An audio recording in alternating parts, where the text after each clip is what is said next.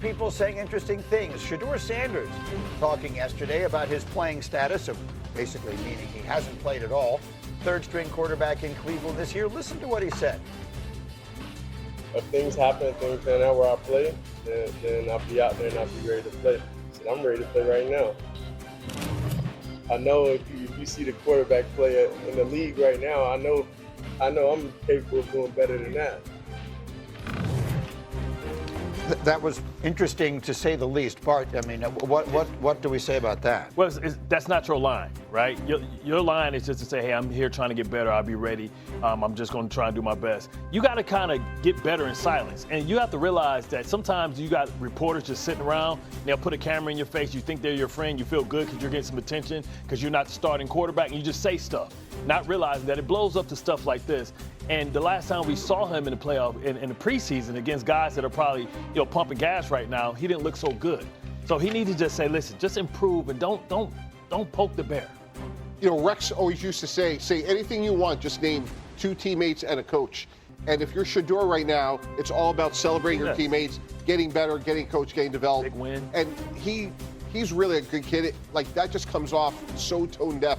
You're a fifth-round pick just trying to find your way. I would say the shame of it is this. They just came off an amazing win, and we haven't talked about them at all this week. And the other guys in that rookie class, Mason Graham, Carson Schwessinger, Judkins, Sampson. Meaning the Browns Fannin. rookies. The Browns rookies Yeah. are playing awesome and are making contributions, and they're not getting the national spotlight. And then the second the camera's on them, I could play. Who's he even referring to? I don't know. Well, there's a time and a place for everything, and that's not the right timing for Shedeur Sanders. It's okay for you internally to feel like, hey, I'm better than guys that are starting right now, but there's a time and a place. You don't have to say it out loud. Keep it about the Cleveland Browns and what they've been able to do this season, especially coming off a big win versus the Green Bay Packers. Yeah, I want so badly for him to get a chance this year to show what he can do, and things like this, they make me mad just because they add fuel to all the people who are going to be detractors of his, because it's obviously a mistake. It goes without saying. That's something he shouldn't say, and he did, and so we move on. All right, time for More or Less. It's brought to you by ESPN Sportsbook. Here are the numbers that they are giving us as props this week. Mike T, Caleb Williams, more or less than a combined 249.5 passing and rushing yards against the Raiders. What do you think? We got to go more, Greeny, and here's why. He had 310 last week. Now, that was the Cowboys, so there's a discount, but I don't think the discount comes down that far. And when you look at the Raiders' defense, I would say it's moribund. It's not as bad as Dallas, but it's certainly not good. So I feel really good that Caleb's going to have another productive week. Harry, let's go to San Francisco. Christian McCaffrey, his total is 74.5 rushing yards this weekend. We go more or less. I'm going to go more because San Francisco, they're going to need more from Christian McCaffrey if they want to beat the Jacksonville Jaguars. Surprisingly, Greeny, I never thought going into week 4 we'll be talking about Christian McCaffrey not having a game over 70 yards rushing up until this point. Now, Jaguars sneaky good this year. This is a sneaky interesting game.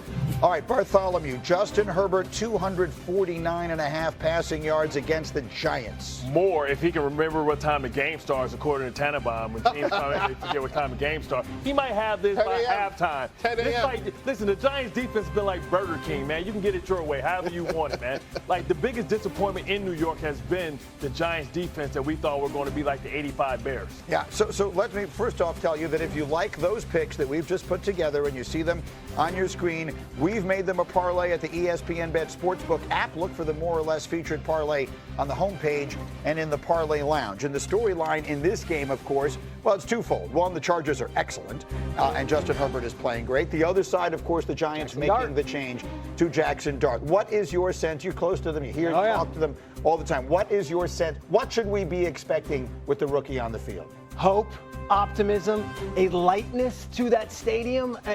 I think MetLife is going to feel as positive as it's felt in years just because of Dart's presence. Everything you hear from the Giants, great week of practice, super positive, vocal. These are things that might just sound like, flurries like of roses and rainbows, and then he gets sacked by Derwin James on the first play, and it all goes out the window. Doesn't matter. With him, Scatterboo, Neighbors getting the ball, maybe. We'd like to see Neighbors get the ball, Giants. Right. Okay, everyone watching, Giants. Is he going to play? Is he going to play? I think that's what they're thinking about here is, hey, we've been waiting for this guy. It's been doom and gloom for 2 years. Finally, Jackson Dart's taking the field. At the very least, there won't be this feeling of misery and mirth over of MetLife on Sunday. So I think Jackson Dart, when it comes to the offensive system, fits it better with Mike Kafka and also Brian Dable being an offensive-minded head coach. It's about being decisive in your decision-making, getting the football out quick, being an extension of the run game, keeping the defense honest and giving them something else and making them play assignment football. I think also when you're going against a defense like the Los Angeles Chargers, utilizing tempo to the advantage of your offense and also for Jackson Dart. Make sure this man has positive plays, and for Jackson Dart, do not turn the football over. Take care of the football. Mike, I want you to share, you quoted Bill Parcells in our meeting this morning, because someone made the point here, and I will confess, I hadn't even really thought of it. But Daniel Jones playing as well as he is playing, some people might view that as an indictment on Brian Dable. And what was the point that you said that Parcells would make? Yeah, and the indice of organizational health is when your players leave your program, how do they do in other places? So obviously, Daniel Jones this year, Xavier McKinney, obviously Saquon Barkley. It does not look good for the Giants when your players leave and play discernibly better. So that's a big concern. With that said, Greeny, I agree with what Peter said. When you talk to the Giants, it's a little bit like a Chad Pennington vibe. Jackson Dart has a lot of energy, and I think the defense part is going to play better because they feel like they have hope. And when you look at the way Russell Wilson ended that game in the red zone, it kind of felt like his career as a starter was over. That's why I think this week, I know the Chargers are the better team on paper.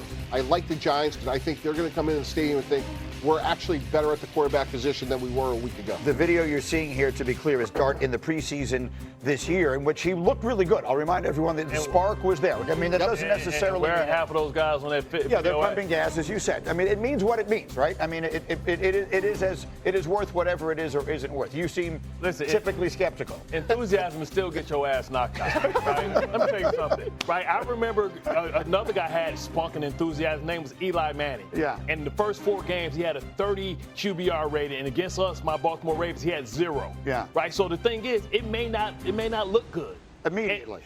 It didn't look good for the whole year. So how do you even evaluate if the kid can play? The reality of it is, when you get to week 5, that could be for the first overall pick. So if he don't win that game, he could be cutting himself. Because that means a new coach, that means somebody else is going to evaluate a new quarterback and somebody that may fit their system. We don't know what it's going to look like. The fact that we think the AFC, the Chargers are the best team in the AFC and the Giants are going to walk through them is ludicrous. We've got 2 of us picking them in this game. Yeah, we need drug testing. I love Bart Scott. The kid hasn't played yet. Bart already has him fighting for his job. For that, but I think they just look a little bit more complete right now.